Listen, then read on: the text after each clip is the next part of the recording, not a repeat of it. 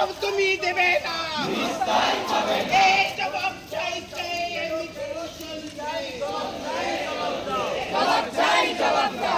সংবাদ মাধ্যম থেকে সমাজের সমস্ত স্তরের মানুষ, জুনিয়র ডাক্তার, সিস্টার, পড়ুয়া যারা এখানে আছেন, আপনারা জানেন 9ই অগাস্ট আর.জি. করের বুকে যে নৃশংস ঘটনা ঘটে, সেই ঘটনায় আজকে রেপ এবং মার্ডারের ঘটনায় অভিযুক্ত সন্দীপ ঘোষ এবং টালা থানার ওসি আজকে জামিন পায়।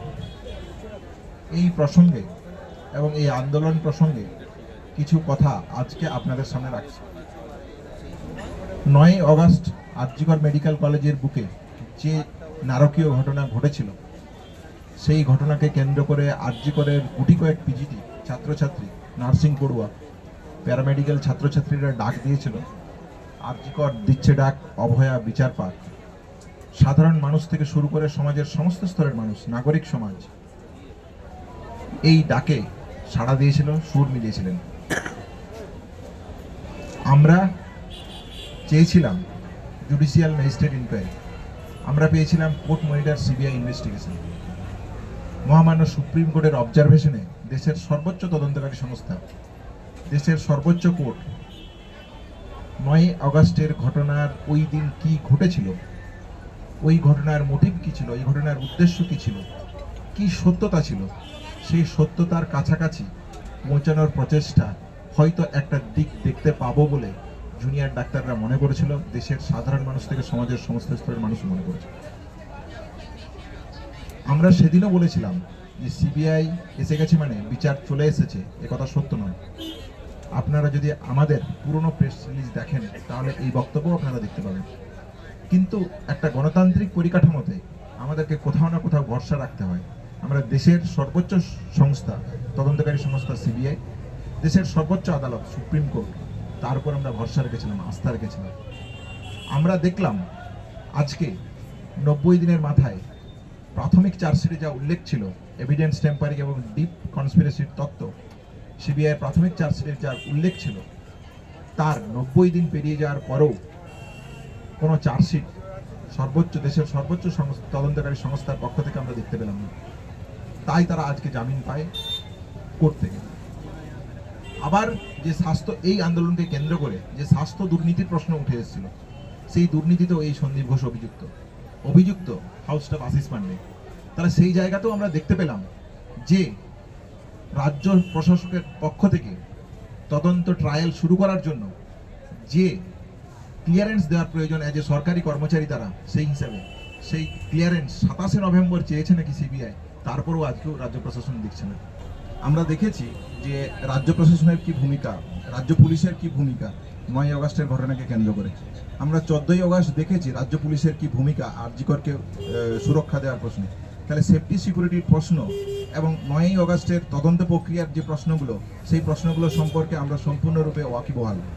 তাহলে সেই জায়গা থেকেই রাজ্য পুলিশের উপর ভরসা জায়গা না থাকার কারণেই আমরা চেয়েছিলাম court monitor judicial magistrate inquiry, আমরা পেয়েছিলাম কোর্ট মনিটর সিবিআই ইনভেস্টিগেশন, দেশের সর্বোচ্চ সংস্থা। আমরা তো বারবার এই কথা বলছি। তাহলে বাকি ঘটনা যেমন ঘটেছে তার সাথে আর.জি. করের একটা ডিফারেন্স আছে, আর.জি. করের একটা পার্থক্য আছে। পার্থক্যটা কি? পার্থক্যটা হচ্ছে আর.জি. কর এমন একটা জায়গা, যে জায়গাতে স্বাস্থ্য দুর্নীতির যে চূড়ান্ত রূপরেখা, সেই রূপরেখা আমরা দেখেছি বায়োমেডিক্যাল ওয়েস্ট নিয়ে কলকাতা এই আর.জি. কর অথরিটির কি ভূমিকা, প্রিন্সিপালের কি ভূমিকা।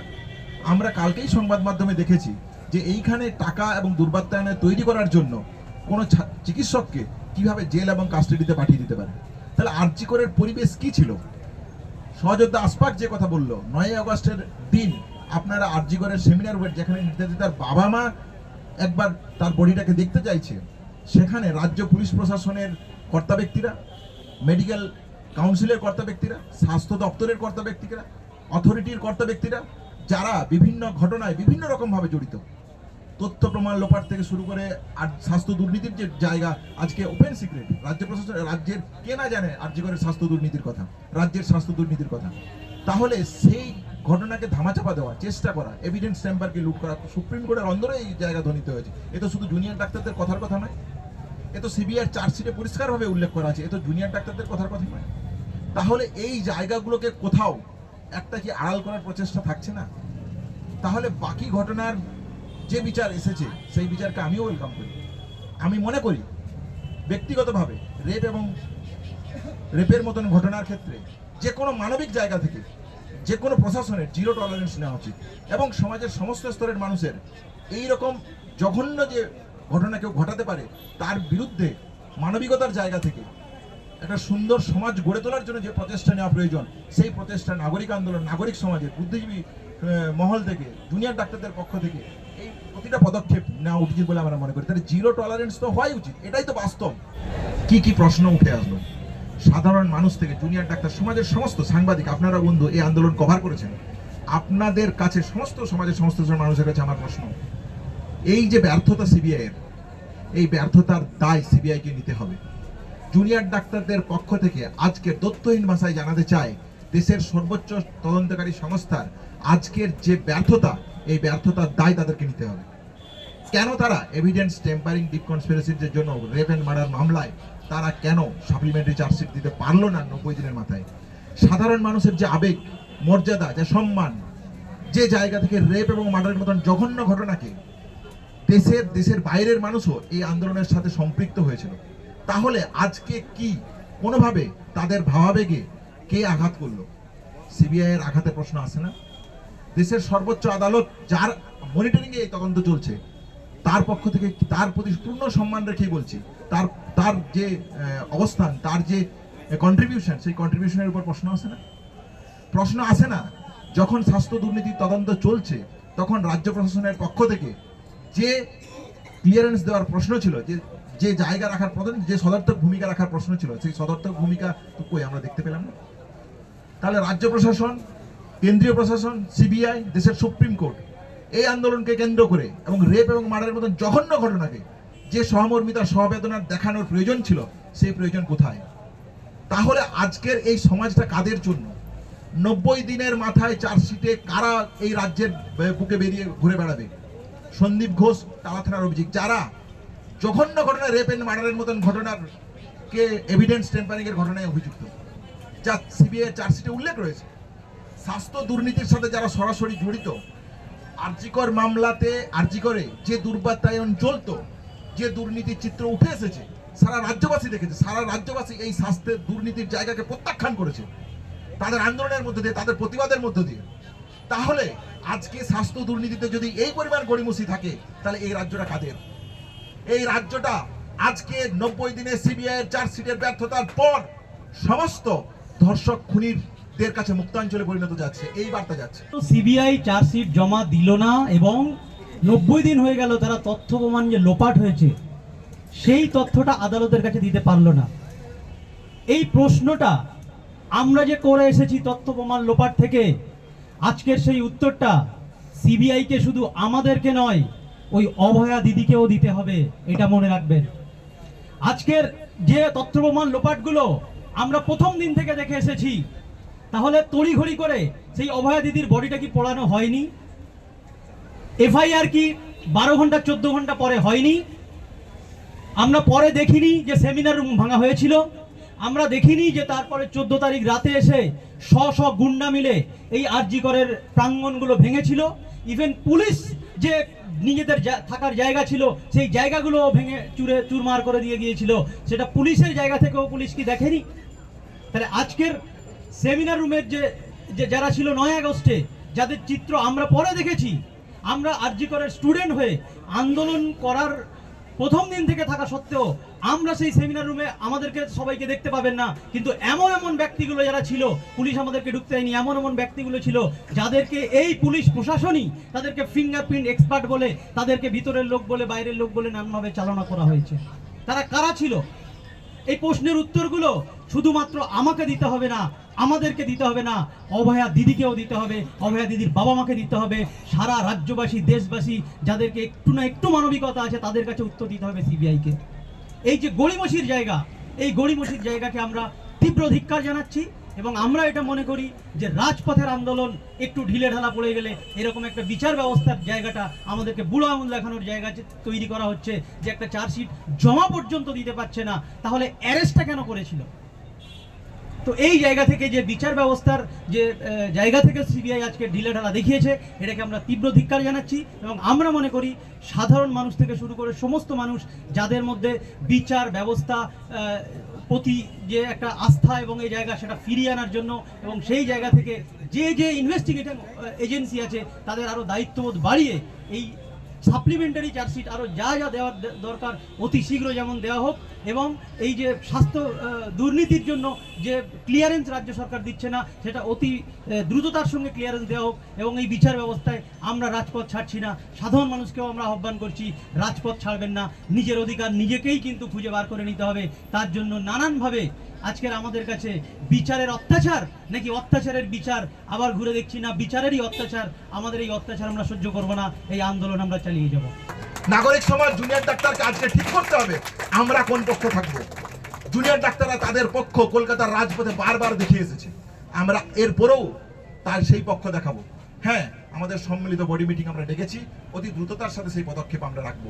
নাগরিক সমাজ যে সচেতনতার সাথে এই আন্দোলনকে পরিচালনা করছে, যে ম্যাচুরিটির প্রশ্ন দেখিয়েছে এই আন্দোলনকে কেন্দ্র করে, যে সচেতনতার প্রশ্ন রেখেছে এই আন্দোলনকে কেন্দ্র করে, আমি আহ্বান রাখছি নাগরিক সমাজ তাদের এই আন্দোলন যদি ন্যূনতম মানবিকতা তাদেরকে দিয়ে থাকে তাহলে বৃহত্তর আন্দোলনের ডাক দিন। জুনিয়র ডাক্তাররা আকুণ্ঠ সমর্থন থাকবে সেই আন্দোলনের প্রতি। জুনিয়র ডাক্তারদের পক্ষ থেকে অতি দ্রুততার সাথে আমরা মিটিং ডাকছি এবং আমাদের এই আন্দোলনের পর কর্মসূচি, এই রাজ্যকে আমরা দুর্বাত্যনের রাজ্য হতে দিতে পারি না। আমরা চাই একটা সুষ্ঠু সামাজিক সমাজ, যে রাজ্য বিদ্যাসাগরের রাজ্য, যে রাজ্য রামমোহনের রাজ্য, যে রাজ্য প্রীতিলতার রাজ্য, যে রাজ্য নেতাজির রাজ্য, সেই রাজ্য আমরা চাই, সেই বাংলা আমরা চাই। তাহলে নাগরিক সমাজের শুভবুদ্ধি সম্পন্ন মানুষের কাছে আমার আহ্বান, আপনারা এগিয়ে আসুন, জুনিয়র ডাক্তাররাও পাশে থাকবে। জুনিয়র ডাক্তারদের পক্ষ থেকে স্পষ্টভাবে যে কথা রাখতে চাই, পরীক্ষা সহ বিভিন্ন ঘটনার মধ্য দিয়ে আমরা অতি দ্রুততার মিটিংয়ের অ্যারেঞ্জ করছি।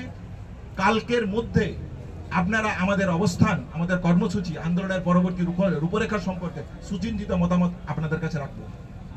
এবং এইখানে যারা সাধারণ মানুষ আছেন তাদের উদ্দেশ্যে আমি বলতে চাই, আপনারা ঠিক করুন, আপনারা ভেবে দেখুন যে আপনারা কোন পক্ষে থাকবেন। রেপ এবং মার্ডারের মতন জঘন্য ঘটনাতে এভিডেন্স টেম্পারিং এ যাদের অভিযোগ, সেই অভিযুক্তদের দিকে, স্বাস্থ্য দুর্নীতির যে চিত্র উঠে এসেছে, আপনারা এখানে পরিষেবা নিতে আসছেন, তাহলে আজকে আপনাদেরকে পক্ষ নেওয়ার প্রয়োজন আছে। আমরা ঠিক করেছি কোন পক্ষে থাকবো। নাগরিক সমাজের কাছে আমার আহ্বান, আপনারা এগিয়ে আসুন। জুনিয়র ডাক্তাররা তাদের সম্মিলিত বডি মিটিং এর মধ্য দিয়ে তাদের কর্মসূচি পরবর্তী রূপরেখা অতি দ্রুততায় আপনাদের সামনে রাখবেন। তাই অন্যায়কারীর বিরুদ্ধে যে যতটাই ক্ষমতাশীল ব্যক্তি হোক না কেন, সঠিকভাবে সঠিক চার্জশিট দিয়ে তাকে জেল থেকে শুরু করে বিচার ব্যবস্থার আওতায় এনে তার শাস্তি ঠিক করতে হবে। এটা রাজ্য এবং রাষ্ট্রের দায়িত্ব বলে মনে করি আমরা পরবর্তী যে কর্মসূচি নেব সেটা আমরা আমাদের যে WBJDF West Bengal junior doctors front, আমরা নিজেদের মধ্যে একটি মিটিং করে আমরা সিদ্ধান্ত জানাবো। তবে আজকে প্রেয়ার মিটের পরে আজকে আমরা একটি মিছিল করব আরজিকর থেকে। সেই মিছিল এই প্রতিবাদে, অন্যায়ের বিরুদ্ধে যে প্রতিবাদ, এবং আমরা যে রাজপথে আছি এবং অন্যায়ের বিরুদ্ধে কথা বললে যে বিভিন্ন রকম আঘাত প্রতিঘাত নেমে আসে, তার বিরুদ্ধে যে প্রতিবাদ। এবং আমরা দেখতে পাচ্ছি অন্যায়কে প্রশ্রয় দেওয়াটা এখন খুব স্বাভাবিক একটা প্রবণতায় পরিণত হয়েছে প্রত্যেকটি ক্ষেত্রে। তাই সেই জায়গায় সেই সমস্ত বিষয়কে কেন্দ্র করে এবং অভয়ার বিচারের দাবিকে সামনে রেখে আমরা আবার আজকে এই মুহূর্তে দাঁড়িয়ে বলছি, আজকে রাত্রি আমরা আরজিকর থেকে মিছিল করছি। এবং প্রয়োজন যদি কর্মবিরতির মতন সিদ্ধান্ত নিতে হয়, আমাদের প্রয়োজন নিতে হতে পারে, আমরা সম্মিলিত মিটিং করে আমরা সেটা রাখবো।